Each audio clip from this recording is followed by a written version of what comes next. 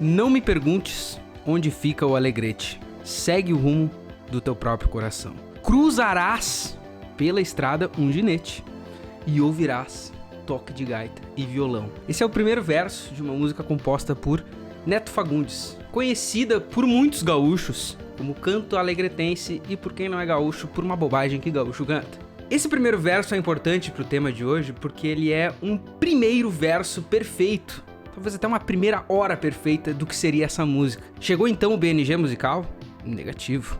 Hoje debateremos como são as primeiras horas de um videogame, como um videogame te conquista ou não em suas primeiras horas. E tal qual como o canto alegretense, alguns têm grandes aberturas. E aí, no mesmo espectro, ainda é música, mas temos Chico da Luísa Sonza que tem uma péssima abertura. Então, para debater esses assuntos, eu nunca estou sozinho. Assim como Juliette, ninguém solta da minha mão. E na minha frente tenho ele, Michel Temer! Olá pessoal, eu estou meio ruim, eu preciso de uma pastilha. Lembrem-se de assinar o Boa Noite Gamers para ajudar no tratamento das cordas vocais. Como é que tá te sentindo, Michel?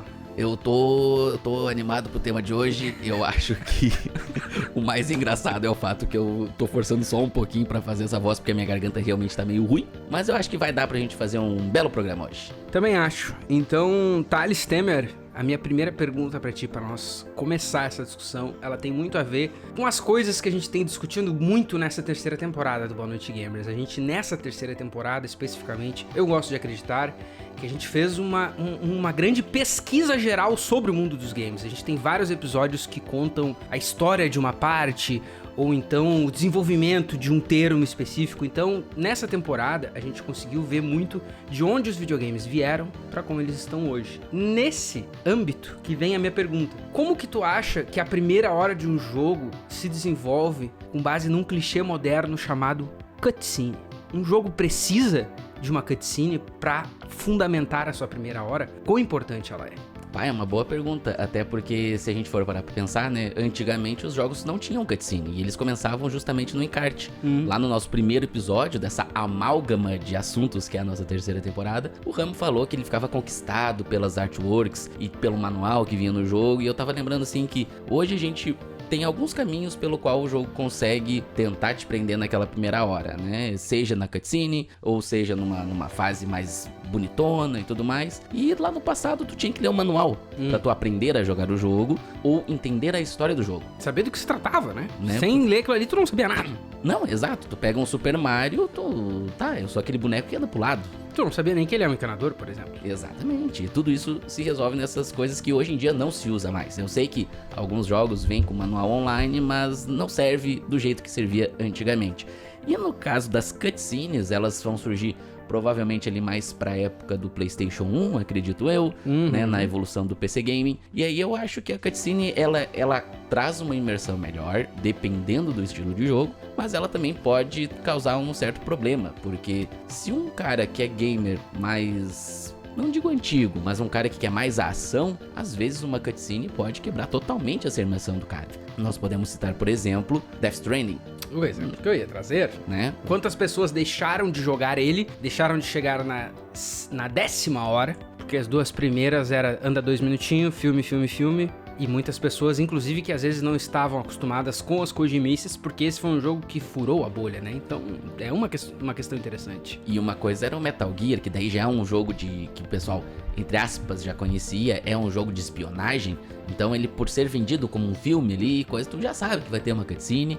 E a cutscene no Metal Gear ela é meio interativa, porque é aquela coisa do rádio, né? Tem os filmezinhos, mas tu tem aquela interação do rádio, o Snake conversando, tu vai pulando. Se tu quiser, tu pode pular tudo e não ler nada e não entender bosta nenhuma. Ou tu pode ficar ali meia hora escutando rádio. Sabe que tem um lance, cara, sobre esse ponto do Metal Gear que eu acho interessante, porque por isso que o Death Stranding e o debate da cutscene são muito bons pra essa primeira parte do programa, porque o Metal Gear eu acho que não se aplica. Porque o Metal Gear, ele tem convenções e... eu não digo nem do cara que conhece, que nem eu, por exemplo. Mas tu que é mais distante a franquia, tá? O Metal Gear, ele tem várias convenções narrativas e do estilo do personagem, da arte, que tu fica...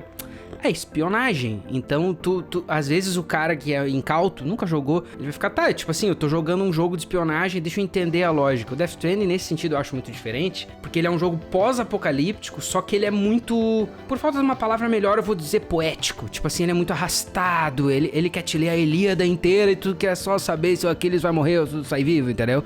Tipo assim, nesse caso específico, e o Kojima, ele é conhecido por ser um cara de cutscenes, né? Mas o do Death Stranding, eu acho que é um ponto que mostra, talvez, a exacerbação da cutscene. Porque, tipo assim, quantas pessoas realmente nunca vão chegar no gameplay bom? Porque, putz, cara, é um bagulho que não tem um paralelo, tipo, é ficção científica, mas é muito palavruda. E daí, tipo assim, é tão confuso quanto a história do Kojima de espionagem, mas ao mesmo tempo é tudo high-tech, só que eu também não entendo nada, entendeu? E aí tem o sobrenatural ainda por cima. Daí tu confundiu tudo na mente do vivente, né? Falando bem gauchão. Não, é bem doido. E outra coisa também que a gente tem que ressaltar dessa questão da primeira meia hora, é que um dos pontos também que eu tava lembrando é o seguinte, né, cara? Às vezes, não necessariamente, talvez hoje em dia, ou com o passar do tempo, não sei dizer, mas o público começou aqui no Brasil, vamos supor, coisas que eu tô tirando da minha cabeça, mas ali na época do Play 3 começou a sair mais um consumo de jogo original, pela questão do online e tudo mais. Sim. Beleza, antes disso era tudo pirataria e tal, tu ia ali na banquinha, comprava R$10 jogo de Play 2, então tipo, dane-se o que o jogo vai te propor. Quando começa esse consumo da coisa original, por alguns canais de YouTube, né, pra não precisar citar nomes aí, mas é uma galera braba, eles vão se basear muito na questão do primeira meia hora, primeira uma hora. Sim. E isso é todo um consumo de YouTube, de coisa. Porque em vez de tu ler aquela review do site que vai falar de vários pontos, às vezes vai dar um spoilerzinho ou não, que tem que cuidar muito, tu vê a primeira meia hora, tu vê se aquela primeira meia hora vai te entreter ou não. Tu sabe exatamente o que esperar. E aí tu vai adquirir aquele jogo ou não, né? Ou dar um jeito de jogar aquele jogo ou não. E isso é um paralelo que tu pode fazer, por exemplo, com música, com filme. Quantos filmes, às vezes, tu assim, pô, esse filme deve ser muito legal, só que os primeiros 15 minutos são uma droga, e tu só desiste. Claro. Entendeu? Claro. Então acho que o videogame, isso, ele exacerba, ele é ainda mais crítico nessa parte, porque ele tem que casar muito bem várias coisas. A diversão, o gameplay, a história, o gráfico, a arte e inúmeras outras coisas. Porque esse é um debate que ele é muito importante ter tu na mesa, o meu próprio Michel Temer de estimação, porque tu vem com essa veia retrô que muitos jogos a cutscene era em inglês chamaria de afterthought, um bagulho que tipo assim, foda-se a cutscene em toda a era de Super Nintendo, foda-se. Até tem coisas, tipo, tu vai pegar uma cutscene de um Ninja Gaiden do Nintendinho, do Mega Man, são 3, 4 ceninhas com um texto. É tipo passando. Um slide quase, né? E é isso, entendeu? E a tua imaginação que vai dali pra frente, né? Exato. Ou ainda um Legend of Zelda, os jogos de RPG, Final Fantasy da vida, que aí era muralha de texto, né? Porque é o gênero do jogo. Claro, e nesse ponto que eu acho que a tua perspectiva é importante, porque tem esse lado, e daí tem o lado que tu trouxe sem nós combinar, não foi combinado, que é justamente a coisa do primeira meia hora, porque eu acho que daí talvez isso tenha ajudado, não só no Brasil, mas no mundo, a mudar talvez até a forma como... A forma da função, tipo assim, pra que serve uma cutscene, porque em vários desses jogos, tipo assim, vamos supor, sai agora no The Game Awards, Bloodborne 2, Shadow Drop, do nada, pum, saiu, né? Os primeiros 15, 20 minutos desse jogo, no meu ver, na era que a gente habita, eles são muito mais... Pode parecer bizarro, mas eles são muito mais uma extensão do trailer do que quando o Thales comprou Streets of Rage e ele queria saber como é que o jogo começava. Entendeu? Porque, tipo assim, hoje em dia tá tão banal tu ver a cutscene inicial, tu ver como é que o jogo começa, que muita gente já faz a compra informado, né? Indo muito ao contrário de um consumo a lá o Rambo lá do início da temporada, que, tipo assim, não, eu vou... A capa me convenceu, eu vou comprar o livro, vou ver se eu gosto, né? Então, nesse ponto, inclusive, a cutscene, ela acaba ficando muito mais... Ela é muito mais uma coisa skipável, né? E aí, se tu for ver assim, pega duas cutscenes da mesma developer. A cutscene do Bloodborne e a do Dark Souls 1. São cutscenes imprescindíveis. Só que elas são mais curtas, elas são mais...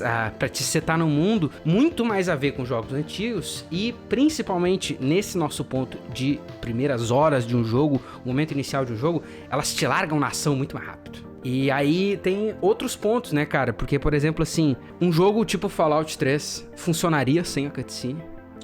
Interessante. Essa cutscene, inclusive, que é a mais bem querida do BNG, que a gente só vai dar uma salva de palmas, não vamos entrar em detalhe, porque ela é muito boa, mas ela realmente... Tipo assim, a primeira hora, que ainda é o crescimento do bebê e tudo, ele veio ao mundo, será que bateria do mesmo jeito sem a cutscene? Talvez não. Com certeza não, mas é que daí é aquela coisa, né? Ela é uma cutscene jogável, né? Então sim. tem essa diferencinha. É a mesma coisa tu pegar, por exemplo, nos exclusivos da Sony, a primeira fase dos God of War, da época do Play 2, são uma lição, assim, do que fazer numa primeira fase. Sabe que a primeira vez que eu vi uma review do primeiro God of War numa dessas revistas antigas, primeiro parágrafo, o segundo era tipo assim, meu, a primeira hora desse jogo é a melhor coisa que tu já jogou na tua vida, assim. E eu acho que, assim, de todos os God of War, o primeiro ainda é o que bate mais legal, assim, nisso. É uma loucura o início daquele jogo.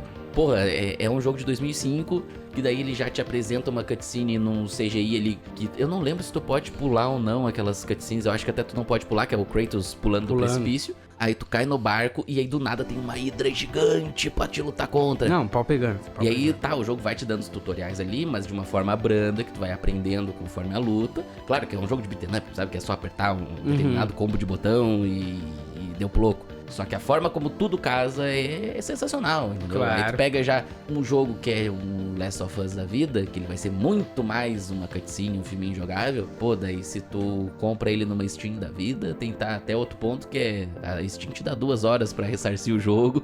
Se as 2 primeiras horas for filminho, tu não tem como formar opinião, né? Pois é, mas até no caso do Last of Us, pra tu ver como isso é um bagulho que é tão discutível, tem muito a ver com a questão de, pela discussão de internet, né, aquilo ali ser muito spoilado. São coisas que a gente já tá no território Instituto Meia Bunda, não tem como a gente pegar e dizer assim, não, seria A ou seria B, mas, acredito eu, tirado do Instituto My Ass, que seria muito diferente se esse jogo saísse, tipo, pra Play 2 em 2001, 2, tá ligado? Daí as 2 primeiras horas que morre lá a Sarah em 3 polígonos e o Joel em 7, porque ele é o personagem principal, ele teria mais polígonos, né? Tipo assim, bateria muito diferente, né? Mas eu acho que esse nosso debate das primeiras horas de um jogo, que pode sim ser muito confundido com como os jogos começaram e não tem nada a ver com E a gente não sabe ainda qual é o título do episódio. Não sabemos, de fato, mas esse debate ele é interessante porque tu fala, por exemplo, de God of War e eu pego o primeiro God of War como exemplo e um par dele da época, que é o Prince of Persia Warrior Divine, é outro exemplo, de que a ação começa, o pau tá pegando tão brutal que aquela história ela te fisga sem tu saber nome de personagem, sem, meu, tipo assim, tem tanta coisa rolando que quando... Tá rolando metal na Pérsia dentro de um barco e na tempestade. Exato! E quando tu vê, claro, talvez isso seja um pouco da memória de quem jogou na época, mas quando tu vê, tu já jogou 3 horas, né? E isso é um bagulho que eu acho que certa nostalgia se aplica, porque um pouco da internet tem esse fator de estragar surpresas, né? Que nem tu comentou recentemente num programa, não me lembro qual, tu falou assim, não, porque daí hoje um filme, tu vai ver o trailer, tu sabe o plot todo. Isso é outra coisa, por exemplo, que a internet matou um pouquinho, e claro, não é culpa do Internet Explorer, do Bill Gates, claro que não, mas o consumo de internet, né, muda essas coisas, e eu acho interessante esse ponto exclusivamente, porque são poucos os jogos que conseguem, tipo assim, te enganar como que vai ser a tua primeira hora, e daí ele te surpreende na era da internet. E um desses jogos, apesar de todos os vazamentos e de todas as polêmicas, é Last of Us Part 2. A gente sabia aonde que a história ia dar. Não exatamente quando, nem como, mas quando ela acontece, e aquilo ali é a segunda hora do jogo, se eu não me engano, metade da segunda hora, por aí, no máximo, no mais tardar, tá ligado? Tu fica assim, caralho, meu Deus, só que aí é uma outra forma de fazer as primeiras 2 horas de um jogo, se comparado com o Uncharted da primeira developer, e também pelo fator de que, muitas vezes, dependendo do tamanho do trauma que a pessoa sentir, ela já largou o jogo de mão. E essa questão também do spoiler as coisas na internet, não só a developer às vezes tem que fazer tudo que nem a Naughty Dog faz pra te surpreender, te fisgar, etc. Como dependendo da situação, eles largam eles mesmos na internet, a primeira meia hora do jogo. Sim. Então, tipo assim, a primeira missão. Teve um agora que teve a primeira missão toda liberada antes do jogo sair. Não sei se não foi o Horizon, alguma coisa assim, não lembro agora de cabeça. Mas tem jogos que, tipo assim, a gente vai. O nosso trailer é a primeira missão do jogo. Sim, claro, tem isso.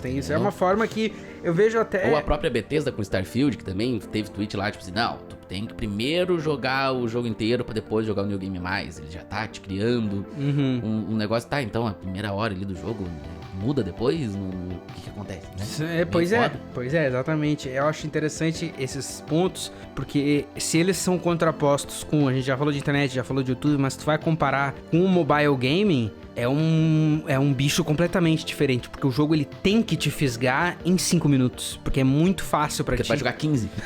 Não só porque tu vai jogar 15, mas porque tu não tem nenhum custo na maioria dos casos, né? Só o Lucas compra Baldur's Gate de celular, tipo assim, a maioria vai jogar um Clash of Clans, vai jogar no máximo, sei lá, um Bad North, tá 3 pila na promoção, eu compro. Tipo assim, a maioria... Vai jogar o LoLzinho de graça, vai jogar o Genshin Impact que é de graça. Tudo que é de graça, né? Então tu vai baixando e tipo assim, é muito fácil pra ti só desinstalar. Então o jogo ele tem que te fisgar muito rápido. E isso é uma coisa que vários títulos consolistas têm, querendo ou não, um pouco mais de leniência. Apesar de não muito por causa da época da internet. Mas eu acho que é curioso, cara, como um jogo decide começar, porque assim como o Canto Alegretense, bons jogos deixam um mundo claro pra ti, e não claro no sentido de tá desenvolvido todo o mistério, mas claro no sentido de se tu prestar atenção, tu vai meio que sacar o que é o jogo todo. Pego de novo Dark Souls como exemplo, tu faz ali os primeiros 45 minutos, que é, no mínimo, tu já chegou em Firelink Shrine. Se tu tá 45 minutos na primeira área, lamento, troca de jogo mesmo. Lembra do episódio da dificuldade? Vai jogar Celeste. Assim, enfim, tipo assim, tá. Celeste é tão difícil. Pior. Mas supondo, né, o cara chegou lá em Firelink Shrine, o cara tá na primeira hora ainda. Se ele pegar e parar e gastar 5 minutos com o mouse, ele vai conseguir ver mais ou menos quase que o jogo todo. Dá pra ver Ducks Archives, Anor Londo, e lá em cima o sino, e... o cara tá me falando de tocar o sino, mas se eu virar a câmera pra cima, já dá pra ver que tem um sino bem em cima ali. Então, se tu pega e compara isso com Elden Ring, por exemplo, a primeira hora do Elden Ring, ela é uma coisa que eu acho que, apesar dos pesares e de a gente gostar do jogo, vendo em retrospecto, ela funciona mais se tu é um fã nichado. Porque daí, o jogo é tão grande que fica naquela paralisia de decisão, tipo assim, claro que eu e tu, a gente é cancheiro, pô, os caras tão dominando o From Software, mas pega uma pessoa que não jogou ou que só tá pelo hype, tipo, nossa, tá todo mundo falando bem disso aí, vou comprar. Saiu lá, tu falou com o cara da máscara, tá, mas eu vou pra onde? Tá, agora um cavaleiro gigante me matou, pro outro lado um cara me matou também, pro outro lado tô caminhando num laguinho, vem um dragão cuspindo fogo, tipo assim, é uma restrição muito maior se tu for ver, né? Apesar de que muitas vezes acaba dando certo, porque tu vai ver aí, essas horas de gameplay de quem gosta vão bem longe. Não, até o Elden Ring é foda, assim, porque ele dá um tutorial bem tutorialesco, né? Então, a gente, quando sai ali na caverna, ele é pop-up, acima de pop-up, botão tal é ataque forte, botão tal é ataque fraco. Só que realmente, chega na primeira área ali, se é uma pessoa... A gente que joga bastante coisa, a gente ficou bem perdido, a gente levou não sei quantas mil lives pra jogar o jogo. Pô, o primeiro ou o segundo dia a gente ficou só dando volta ali naquela primeira região, em Limgrave, né? Então, eu acho que o jogo precisa te guiar e esse negócio que tu falou do jogo te mostrar o que ele vai ser... Eu também tenho um exemplo de um jogo que faz isso muito bem, que é o Far Cry 3. O amadíssimo, aclamadíssimo Far Cry 3. Porque eu não lembro de Far Cry 2 muito bem, eu tentei jogar ele um pouquinho, mas o Far Cry 3, ele começa ali com aquele suspense de que tu tá na ilha, capturado, e aí ele te mostra como é que funciona, que os caras são os piratas, ele te mostra como funciona o stealth, e ele é um tutorial muito bem incluso naquela primeira meia hora do jogo, ele já te seta quem é um dos vilões do jogo, tu já fica, pô, não, tá rolando isso, eu tô sequestrado, eu tenho que salvar minha família, e dali tu vai. Só que funciona de uma maneira muito mais natural até que o próprio Elden Ring. Porque ele não tem muito pop-up, assim. Tem 2 ou 3 que dizem, tu fica baixado, joga pedrinha, mata o cara. Só que daí tem uma areazinha até que boa ali pra te explorar e entender como o jogo vai funcionar. E aí dali tu vai e tu te liga como é que funcionam as coisas. Claro que depois ele mostra a mecânica da torre, a mecânica dos postos de controle. Mas é bem natural a progressão. Mas é natural e vai contando junto com a história. E é engraçado que a Ubisoft, tipo, Assassin's Creed 1, por exemplo, o começo dele é a coisa mais lenta do mundo, porque tá com Desmond, lá no futuro, entrando na máquina, não sei o que, aprendendo como é que funciona o jogo. Beleza? Aí no 2 já começa na pancadaria, já começa de um jeito melhor. E aí depois todos são só cópia, né? A Ubisoft não consegue. Mas até falando de jogos que fazem essa condução da primeira hora muito bem, eu acho que pelo menos os 2 primeiros da série Arkham são um exemplo perfeito disso. O próprio Arkham City, que é o que tá mais fresco na minha memória, é uma progressão muito natural. Tu começa ali sou Bruce Wayne, estou sendo preso, tô entrando no tal do Arkham City, que é o bairro que a porra tá fedendo aí, que a cobra tá smoking, eu não sei o quê. A cobra tá smoking. E daí, quando tu vê, né, quando tu te dá por conta como player, tu já é o Batman, tu já jogou 45 minutos, tu domina já como o jogo funciona, entendi mais ou menos tudo aqui, mas ainda tem a ver com isso que tu citou de, não, mas tu vai jogar as primeiras 5 horas, o jogo ele ainda vai te mostrar outra mecânica, outro item, 10 horas depois tu ainda tá aprendendo uma coisinha ou outra, uma side quest diferente. Até aqui tá tudo muito certo, tudo muito bem, mas tá na hora de matar a vibe, tá na hora de pesar o clima, quem sabe, Thales Temer? Porque até agora a gente falou de coisas interessantes e instigantes das primeiras horas de um jogo, falamos de alguns que nos cativaram, e cativaram mesmo, porque são jogos que volta e meia a gente tá citando por aí, mas eu queria discutir contigo, cara, o que alguns jogos fazem de ruim, e se é ruim ou não nas suas primeiras horas. Porque o fato é que quem desistiu, por exemplo, de Death Stranding depois de uma horinha, fala que o jogo é horrível até hoje, por exemplo, né? Então, o caso que eu quero citar aqui é um que eu sei que tu tem várias histórias de convivência, que tu já contou e não precisa repetir, mas o título é Bloodborne. Por que ele é importante pra nossa discussão? Porque eu sei, e todo mundo que escuta o Boa Noite Gamer sabe, que tu tentou ele uma vez, deu errado, tu tentou a segunda, deu errado, e lá na terceira, quando tu já era um mestre Pokémon, tava com 7 das 8 insígnias, talvez. Tu foi atrás da última, jogou o jogo, e daí não é que deu certo, é que tu amou, e se pá é o que tu mais gosta da From, que é o que tu sempre fala, não, isso aqui, tipo assim, a gente foi falar de fazer uma live de outubro ali, de Halloween, não rolou, mas a tua ideia já era meter um Bloodborne. Então, é o jogo que eu sei que tu gosta muito, né? Eu queria tentar canalizar aqui o Thales que não passou da segunda vez ainda. O Thales que jogou a primeira vez e, não consegui me achar, esse jogo é uma merda. Tu parou de jogar e tu tava com esse feeling, tipo assim, não, o jogo é ruim. Ou rolava mais um, cara, eu e esse jogo a gente vai casar, só não tá na hora certa, eu tô namorando ele também, como é que é? Assim? Não, basicamente o que aconteceu com o Bloodborne foi quando eu comprei o PlayStation 4, ele era um dos jogos que me fizeram comprar o Play, né? O primeiro foi o Horizon, né? Que, trailer de lançamento, lindão e tal, uma novidade, uma IP nova.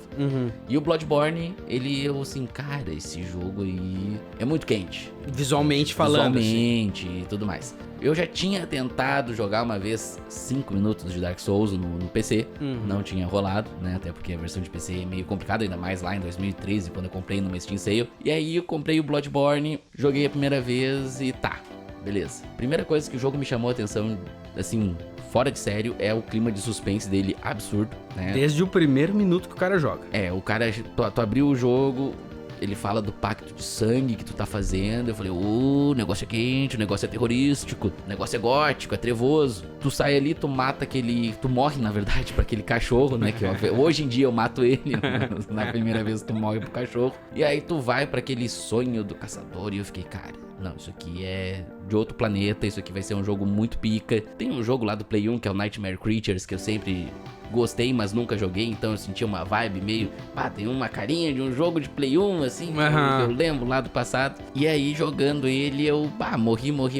Eu lembro que eu cheguei a passar do primeiro boss, do Padre Gascoigne, né, que é o primeiro grande boss do jogo. Na primeira vez que tu jogou de verdade, tu já conseguiu até passar do Gascoigne? Eu consegui passar dele com muita dificuldade, tipo, eu consegui trancar ele num lugar do cenário e ficar atacando, né, com um machadão. Só que daí, depois daquilo ali, eu fiquei extremamente perdido, porque o jogo não te dá um waypoint, o jogo não te dá qual é a missão, ele não te dá um mapa, né, e aí eu fiquei, cara, Sim, então tu até passou das primeiras horas. Passei das primeiras horas, mas o que me tava motivando, assim, não, eu quero saber o que é esse mundo aí, porque, cara, é muito interessante. A história dele, né, e mesmo ele, tipo, te falou assim, não, tu é um caçador, tu tem sangue, queremos sangue, caçador, e só eu tava instigado a descobrir aquilo ali. Só que daí, como eu não consegui descobrir tudo, né, no começo ele não te ensina, ele não te diz na cara, eu fiquei, que sacanagem, né, vou deixar pra depois.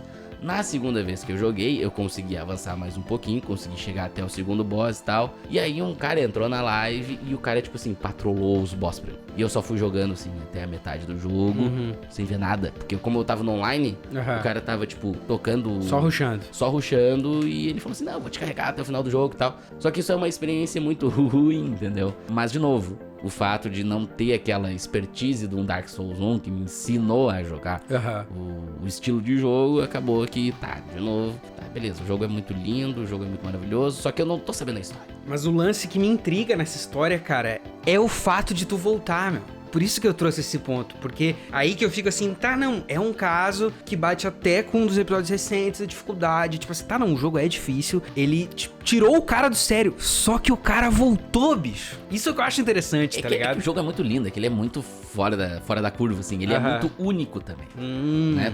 Pô, o único jogo que eu consigo olhar pro Bloodborne e referenciar é um jogo de PlayStation 1, sabe? Que é tipo assim, um clássico cult. Falando em clássico cult, deixa eu te fazer uma pergunta, tu já viu Seinfeld? Seinfeld não, mas já vi um trecho de 30 segundos na TV e achei hilário. Tu sabe por que a Seinfeld tem a ver com essa história? Porque tem um episódio clássico da 7ª temporada. Esse aí, tipo assim, é provavelmente um dos mais referenciados, que o título do episódio é The Soup Nazi. Que ele é um cara que ele faz uma sopa muito pica. Tipo assim, é um restaurantezinho de boutique em Nova York, que o cara ele faz a melhor sopa de todo mundo. Só que ele é muito regrado, meu. Tu entra, pede, vai embora e não questiona, e não pergunta, e não pede adicional, e não pede... Meu, ele é assim. O episódio é, tipo, eles vão tentando ir lá e um cara, o George, tenta, tipo assim, tá, tem como tu me dar um pãozinho? E ele, não, é dono. Tipo assim, ele é um dono de restaurante que é um merda. Só que todo mundo volta. E eu fiquei, tipo, cara, o Bloodborne é o Soup Nazi do Thales, meu, tá ligado? Tipo, porque, pô, a coisa mais lógica seria, e vai ter gente que jogou Bloodborne e tem a mesma história que tu, mas foi pro outro lado. Não, meu, tipo assim, o jogo só me matava, vai tomar no cu, tá ligado? Mas então pra ti, o que te convenceu foi que o restaurante era bom demais mesmo. A sopa era boa. É toda a atmosfera do jogo. E a primeira hora dele, que te diz aquilo ali que tu vai ser um caçador, que tu tem que curar o teu sangue, que não sei o quê. Ele te dá um set muito bom de histórias, né? Então, eu acho que ele consegue fazer isso, né? Que a gente falou de casar todas as estrelas que um jogo precisa casar pra deixar tu indo, sabe? E voltando, no meu caso, né? Essa parte do voltando é o que mais me intriga mesmo, porque eu tava recentemente, inclusive, trazendo para a pauta bem atual, na semana da gravação deste programa, acabou de acabar a BlizzCon, né? A conferência da Blizzard lá, 2 dias, fala sobre Diablo, fala sobre tal e tal, e sobre World of Warcraft. Daí, eles estão anunciando agora um ciclo que é uma novidade na forma como se divulga os jogos, que ao invés de anunciar uma próxima grande expansão, eles anunciaram uma expansão e explicaram que daqui pra frente o jogo vai se envolver num arco de 3 expansões, e já anunciaram as 3 juntas. Então eles anunciaram aí provavelmente os próximos de 6 a 4 anos de Warcraft, claro, com foco no momento do anúncio, na expansão nova, né, que é... esqueci o nome, não importa. Mas o que me chamou atenção nesses anúncios, assim, que daí tu sabe, como, por exemplo, tu é gremista, tem uma notícia do Grêmio, teus amigos do Grêmio vêm conversar contigo, né? No meu caso, os meus amigos de WoW vieram, tipo assim, pô, tu viu? E aí, se pá, vou voltar. Um amigo meu me disse, inclusive, não, meu, eu vou voltar e eu quero voltar pro clássico. Tipo assim, vamos voltar. Me pilhando, né? E daí eu pensei em ti, cara, porque uma experiência muito particular de primeiras horas de jogo é a experiência de primeiras horas dentro do MMO. Principalmente nesse âmbito que eu tô te descrevendo, de tu já jogou bastante e tu tá passando 3 anos sem jogar e tu volta. Se o Thales nunca jogou World of Warcraft na vida dele, a fundo, não tem uma conta com personagens de alto nível, fosse entrar hoje, vou entrar aqui e jogar um MMO com meus amigos, deixa eu descobrir. Abre, telinha, aperta um botãozinho. Ok, nova expansão, não vou comprar agora. Pimba. Tá, deixa eu andar então. Telinha. Temos a loja para comprar tempo, sabe? Aqui. Ok, deixa eu jogar agora então. Aqui tem o que você pode fazer no jogo. Tá, eu descobriria isso jogando. Mas eu não tô jogando ainda porque tem uma porra de uma tela. Beleza. Agora eu vou jogar então. Aí, tá ligado? E pô, vai ter algum outro fã de WoW que vai ficar... ô Lucas, tu tá exagerando, nem é tanto assim. Então deixa eu te apresentar Final Fantasy, conhece? É muito pior. O WoW ainda é a versão Slim. No caso dos MMOs, um bom início de jogo, por mais que a gente esteja entrando na parte... A gente ia entrar na parte do ruim, mas a gente ainda tá no bonzinho. O Destiny, ele é um MMO de tiro que já te larga direto numa ação. Mas depois tu vai descobrindo que, pô, tá, tu vai fazer raid, tu vai fazer missão, tu vai fazer... Aí sim, aí é tela dá com pau, mas... A primeira hora do Destiny 2, pelo menos no original, hoje não é mais assim, mas no original era pau comendo. Claro. Era muito legal, claro. Muito divertido. É igual tu pegar a primeira hora de um Borderlands da vida. Oh, com certeza, mas né? eu acho que o nesse... Borderlands também é o caso. Tipo, ele é um RPGzão que aí, tipo, ele também te instiga do tipo, pô, ele tem visual de cartoon, aí depois ele mostra a galera armada, porque é um jogo de tiro, só que daí ele mostra classes e aí já relaciona com RPG. E aí tu desce do ônibus e tem um robô que fala pelos cotovelos. Sim, mas eu acho o curioso é que, no meu ponto de vista, as primeiras horas de um MMO, elas são clássicas como a pior coisa das primeiras horas de jogos, porque, por exemplo, assim, tem um vídeo clássico do Dung que mostra também aí, saindo um pouco do MMO, mas mantendo Square Enix, como que é tu começar a jogar Kingdom Hearts. Nossa, que é só senhora. telinha, telinha, Cutscene. cutscene e o pop-upzinho pra tu apertar. Sim, entendi, o tempo todo. Tipo assim, qualquer sistema é 6 pop-up, né? Mas o MMO, nesse caso, eu até peguei o exemplo de alguém que entraria novo, mas se pá, pra ti que entraria novo, tu ainda venceria pelo, tá, não. Agora finalmente eu vou jogar, cliquei 3 pop-up e eu quero jogar. Mas pra mim, que sou um jogador que já tem um personagem, que tá no nível X e que jogou X expansões completo, se eu entrar agora... Eu já consigo imaginar, e talvez foi por isso que eu nem me emocionei tanto com a história dos meus brothers querendo voltar, porque eu já consegui imaginar eu entrando, cara. E faz 2 anos que eu não logo no meu personagem. Todas as notícias, todas as skills que eles mudaram, trocaram de nome ou mudaram o posicionamento. Teve, e eu sei que teve, redesign da UI, ou seja, já trocou tudo do jeito que eu conhecia, entendeu? A última vez que eu voltei, eu já tava uns 3 anos sem jogar, e daí eles tinham mudado spec, então eu era um paladino que eu tancava, mas o que eu tancava mudou o nome, daí, tipo assim, meu, eu já consigo imaginar o pesadelo que vai ser voltar a jogar WoW, e já foi o suficiente pra ficar, mas na real, deixa quieto, deixa quieto. Pensando em um WoW, que é um caso de RPG e tal, tem alguns jogos, alguns modos de jogo que tu não consegue nas primeiras horas não ter um monte de pop-up. Até porque, mantendo o exemplo de MMO, cada um vai ter suas mecânicas, acho eu, né? Cada um vai ter as mecânicas, o gameplay, os botão, as coisas que o mundo te permite. O Genshin Impact é assim. E ele tem que te explicar a monetização também, que é muito importante. Porque tem, não adianta, MMO. O Genshin Impact, por exemplo, é um jogo de celular que, pô, ele te larga meio que no mundo aberto, estilo o Zeldinha, Breath of the Wild, né? Tu pode fazer o que tu quiser e tal. Só que ele fica com um pop-up te enchendo o saco. Ó, tem que ir pra tal lugar pra descobrir tal coisa. Tem que ir pra tal lugar pra descobrir tal coisa. Descobrir esse golpe, descobrir. Então ele te dá uma liberdade no começo, mas não te dá uma liberdade no começo. É meio estranho, sabe? E aí eu tava lembrando também de coisas assim.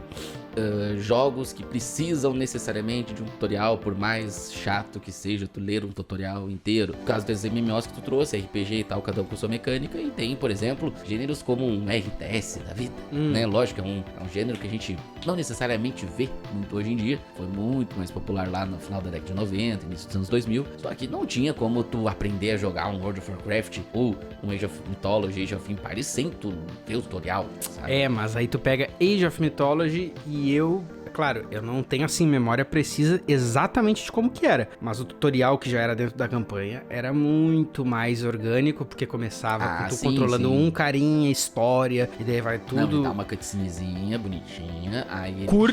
Cutscenezinha curta, importante, rapidinho... E é dublado, né? É dublado. Pô, e aquilo ali até mostra, se eu me lembro, assim, vagamente, porque realmente essa aí é uma que eu não revisito tem 12 anos, mas eu me lembro que ele já mostra, tipo, como é que é uma cidade foda, e daí ele já te põe, tipo, tá, agora é a tua primeira missão, e daí tu começa na merda, e tu já fica com aquela, instigando ali, tipo, tá, mas eu também quero ter uma cidade foda, né? E daí o jogo vai te... missões, né? E daí eu já acho que se é pra fazer tutorial dessa forma, não é só que eu concordo, é que daí eu já não acho nem que é tutorial, o jogo ele só tá te mostrando as mecânicas com certa calma, tanto né? que depois tu pode até, se tu abre uma campanha nova, tu pode pular ela. Isso, eu não lembro se tu já pode pular direto no primeiro, ou se tu tem que jogar a primeira vez que tu instala o jogo, e aí depois tu pode ir pulando, mas é uma coisa assim, e claro. E é uma evolução muito maior do Age of Empires 2, por exemplo.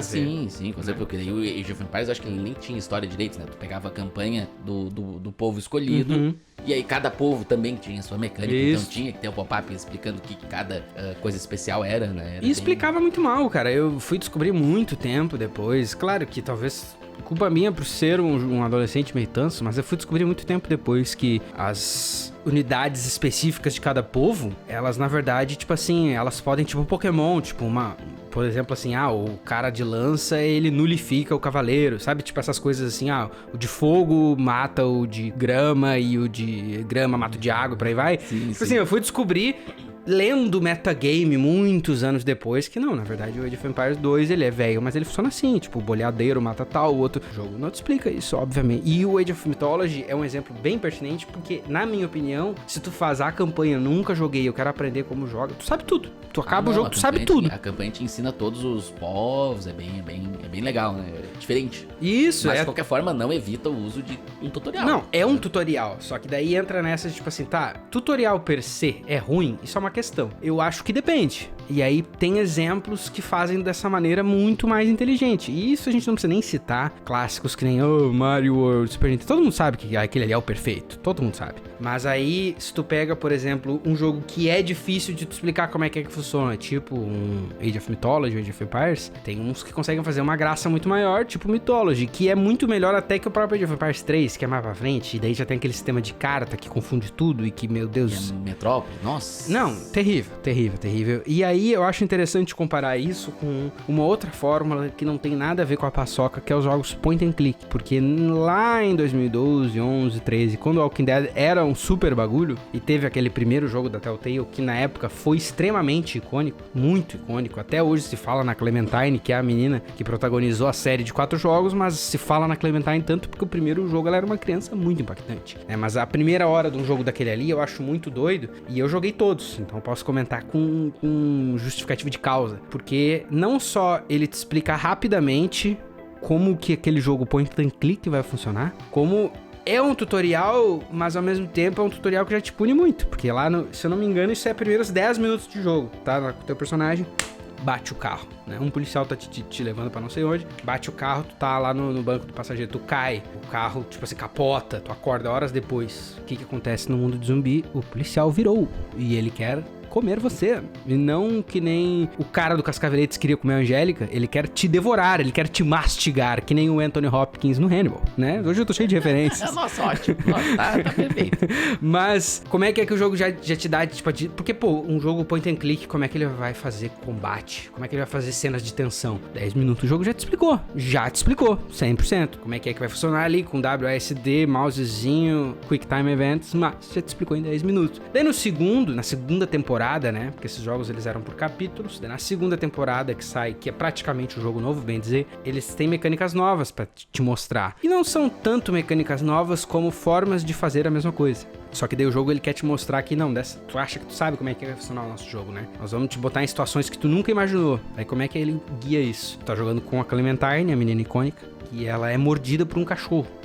E daí ela se escapa dessa mordida se enfiando dentro de um... Cara, eu esqueci a palavra, mas em inglês é um shed. Um almoxarifado não é, tá ligado? Mas um depósito desse de casa, assim. Tipo assim, ela se enfia dentro de um depósito e daí ela tem no item dela lá, ela tem tipo sutura e bandagem. E daí a mecânica nova que o jogo te mostra é a ideia de que agora tu vai ter que tipo te curar ou às vezes fazer um reparo meio na hora, assim. E daí tu tem que ir com o teu point and click fazer as suturas. E daí tá ela ali fazendo e...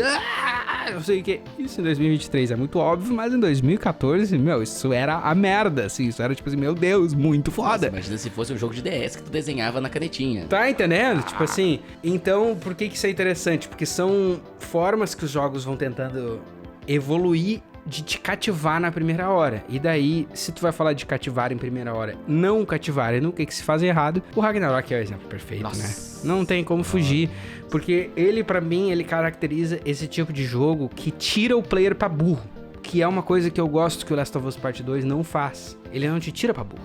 Ele, na verdade, ele deixa tu achar que é inteligente, e daí ele te mostra que tu é burro, no caso do Last of Us, tá ligado? Mas, tipo assim, eu vi até... Não sei se não foi tu que deu RT nesse tweet. Alguém que tava falando lá, tipo assim, as sequências da Sony... Fui eu que dei RT. São muito burras. Um pouco dessa burrice, no meu ponto de vista, e tem muito a ver também com a queda do Assassin's Creed, que a gente deixou claro aqui por que caiu. E caiu tanto que a gente nem se prestou a fazer uma review do Mirage. Isso é o quanto caiu essa porra. Mas tem tudo a ver porque tem uma coisa de tipo assim, não, o nosso player, ele é muito burro. A gente tem que carregar ele o máximo. E, cara, todos esses julgamentos, eles estão fundamentalmente errados. Porque muitas dessas convenções o jogador ele já conhece há muito tempo. E o gamer mais novo, que nasceu em 2003, 2004, 2007, ele já nasceu sabendo. Não tem como explicar, mas é só tu dar um iPad na mão de uma criança de 2 anos que tu vai entender que ele já nasce sabendo, porra. Não tem que explicar, tá ligado? O caso do Ragnarok é estranho, cara, porque assim, vamos pegar o exemplo do God of War 1, 2, 3, tá? Os do PSP, os antigos. Eles seguiram exatamente a mesma fórmula em todos os jogos. A primeira fase pica, o Kratos perde o poder e segue o jogo dali. Começa a tua história aí. Por algum motivo, no estilo de jogo que era, funcionava super bem, ninguém... Claro que a do primeiro é muito foda, a do segundo, meu Deus, é um gigante, nossa, que pica. E o terceiro, nossa, tá subindo o Olimpo, aí tem aquela cena que ele soqueia o Poseidon em primeira pessoa, né? Que é muito legal. Mas aí no terceiro já fica assim, é a mesma coisa de novo. Mas beleza, funciona. Legal. Aí o 2018, ele troca totalmente o negócio. Tá lá o Kratos pegando lenha. Muda tudo. Opa, será que é o mesmo Kratos? Será que não é? Tem alguns mistérios ali no jogo todo, né? Então, inclusive, eu acho que o mistério de ser ou não o mesmo Kratos, que só é respondido lá pro meio do jogo, também é um bagulho que deixa o 2018 muito mais inteligente como um jogo todo, né? Lógico que daí ele tem as mecânicas novas, tu vai aprender ali, beleza, porque ele é um jogo novo, ele é uma franquia, entre Uma aspas. forma nova até de fazer o mesmo jogo. É, exatamente. E aí no Ragnarok, porra, eu já joguei 2018, eu sei jogar ele e tal. Pode ser que eu não me lembre como é que funcionam as coisas todas, os menus, etc e tal. Só que tu fazer tudo de novo e todos os diálogos são imensos no começo do jogo. O primeiro não é que o primeiro não tenha esses diálogos imensos. É claro que ele tem. O jogo. Só que, tipo assim, meio que tu pega o bonde andando no segundo e o bonde para. Ele tem um pacing ruim. A primeira hora é sensacional. A primeira 15 minutos ele é legal, que, nossa, tem uma cena pica que nem era lá os do Play 2. E depois o jogo para. O primeiro não. O primeiro jogo começa parado. Isso, dali ele só cresce. E daí ele só cresce. O primeiro já começa, mas, pô, tu luta contra o Thor. Só que pra te lutar contra o Thor tem 5 minutos de falação. Claro. Não que isso seja ruim. A cutscene... Não é ruim em conceito, mas ali ficou muito mal empregado. A cutscene, ela é o melhor jeito de tu contar uma história que tu quer mais detalhe, mais não sei o quê. Tem que ser assim, tipo... Não vou dizer que não. Lógico, uma coisa é o detalhe visual, a história que tu vive num Dark Souls. Agora, um jogo blockbuster, ele não vai ter como não te contar, a não ser a cutscene. Claro. Só que daí tu deixa uma cutscene muito longa e se não é uma coisa tão instigante que nem o Death Stranding na vida, e mesmo assim o Death Stranding joga o pessoal pra fora, porra, daí fica complicado, entendeu? Defender o God of War Ragnarok. E até assim, a gente acaba sempre dando-lhe pau na Santa Mônica, mas eu acho até que ele é um exemplo. Nesse caso, eu pessoalmente não estou nem atacando ele, eu estou atacando mais a ideia que vem por trás de tipo assim, não, a gente tem que ensinar tudo de novo. A gente tem que lidar com o player como burro. Porque essa é uma noção... E até entendo que pode ter gente que jogou só o Ragnarok, mas não duvido. Mas sabe que até vai um pouco além disso pra mim, cara, porque talvez tu veja de uma maneira diferente que eu, mas no meu ponto de vista, até os sistemas que o Ragnarok coloca no jogo, que ele quer tanto te explicar, são os sistemas que tem em todos os outros jogos da época. Por isso... são bem intuitivos, todos eles, tipo, pô, tu pega o gatilho esquerdo e joga o machado no direito. Pois então, tipo é um assim... jogo intuitivo, só que eles não deixam. E até assim, ainda acredito que tu esteja aí falando de coisas que envolvem controlar o personagem. Eu tô falando até mais de essas convenções de upgrade, a forma de... Tipo assim, tudo isso é muito igual a vários da época. Mas não é igual ao Elden Ring. Sim, não necessariamente igual ao Paper Copy, mas é parecido. É quase igual o do Assassin's Creed, que tu vai coletando os materiais, tu só segura o botão e... Pois então, tipo assim, tu vai ver tem muitos pares parecidos, e é isso que eu acho que às vezes é um problema desses jogos mais modernos, de não assumir a inteligência do player. E o player aqui, independente de gênero, a gamer, em 2023, é um ser muito ligeiro, cara. E nesse ponto ainda, assim, pra amarrar tudo que a gente tá falando de uma era que, pô, a primeira hora de um jogo não é mais um bagulho exclusivo, porque saiu um jogo, tá 20 youtubers, o Zangado e o Feliz da Vida, tá todos eles falando, tá ligado? O Zangado, o Feliz da Vida, o David Jones e o Jack Sparrow, tá todo mundo falando, tipo assim...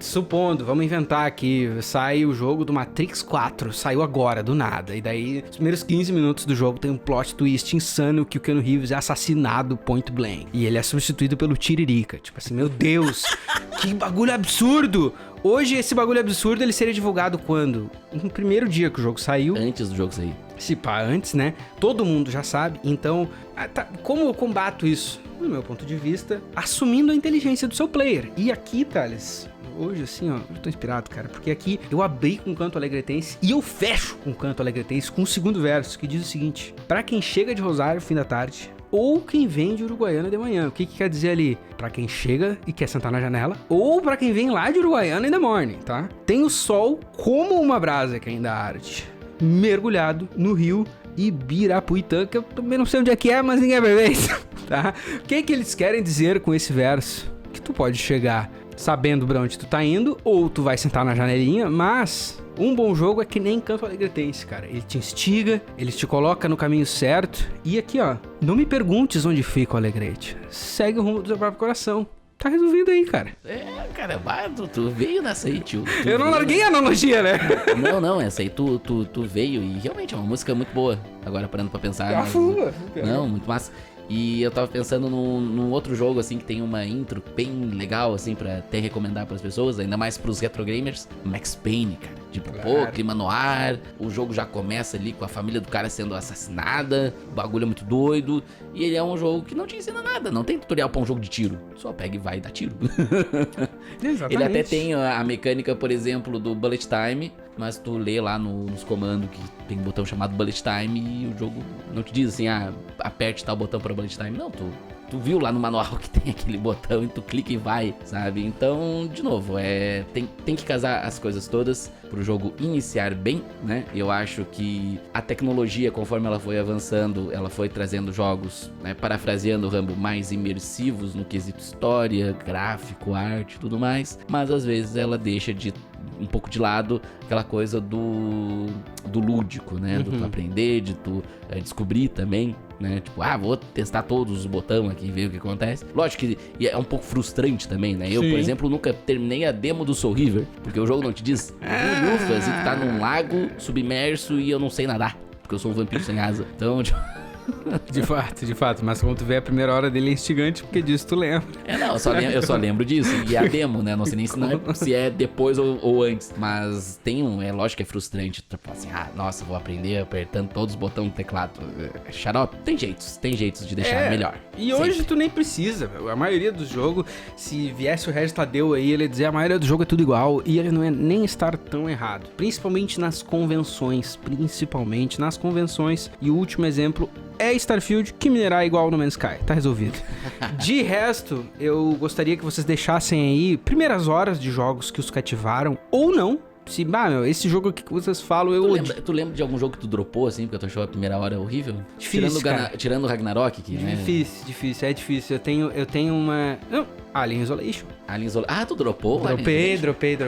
Dropei e... Sabe quando tem aquela pessoa muito inconveniente na festa, ninguém quer falar nada, até que o teu amigo que convidou chega e diz, viajei, a pessoa é meio inconveniente, né? Foi muito parecido com isso, meu. Tipo assim, tava eu e a Vitória lá, que a gente tava jogando junto, que nem eu já comentei pra vocês aqui. E daí, tipo assim, a gente jogou o primeiro dia 2-3 horas, que foi o que eu falei no programa. Daí, uns dias depois a gente foi jogar de novo. No final da primeira hora do segundo dia de gameplay, ela... mas o jogo é muito chato, né? O Alien Isolation... mas ele é muito parado. E daí eu fiquei assim... E eu já tava pensando isso há 45 minutos. Só que, ela tava curtindo. Eu tô jogando por ela aqui. E ela, não, mas é que o jogo é muito parado, né? Eu só larguei. O bom que tu trouxe o exemplo do Alien Isolation, porque eu fiz a Ana jogar ele também. A minha excelentíssima. Né? Porque ela também tava fazendo umas livezinhas e tal. Ela falou, eles têm um jogo bom de terror aí. Daí eu falei, reza a lenda que Alien Isolation é pica. Tem um jogo. Né? Eu nunca tinha jogado, mas eu falei, não, tu que gosta de um jogo de terror e tal. E aí ela jogou. Ela, tá meio parado, mas tá melhorando. Tá meio parado, mas tá melhorando. Tá meio parado, mas tá melhorando. E ela ficou no tá meio parado, mas tá melhorando. Umas 4 semanas que ela ficou jogando o jogo. E tipo assim, ela terminou na base do ódio, tá ligado? Tá vendo? Assim, não, o jogo começa, ele te dá uns negócios legais, só que depois ele para e eu tô procurando ainda o que ele era ali no comecinho e tal, com o Alien. E o Alien vai aparecendo pouco também. Não, então, terrível. Né? Então acho que é um bom caso aí de um jogo que talvez não segure todo mundo. Por mais que o jogo Reza a Lenda seja ótimo. Supostamente, né? Supostamente. Com essa, como é que faz pra apoiar o Boa Noite Gamers, Thales Temer? Você precisa ir no livepix.gg/Boa Noite Gamers Com R$7 você vira membro do grupo, ajuda o Thales a comprar a sua pastilha e também discutir as pautas e os assuntos com os guris. E reza a lenda que sempre tem coisa polêmica lá. Estilo falar que qual jogo da Rockstar é ruim? Todos. Isso aí. E outra, né? Tem conteúdos exclusivos, essa semana saiu um. Se você está com a sua mensalidade atrasada, renovar é muito fácil. De resto, quarta-feira que vem tem um novo episódio e tchau! Adeus.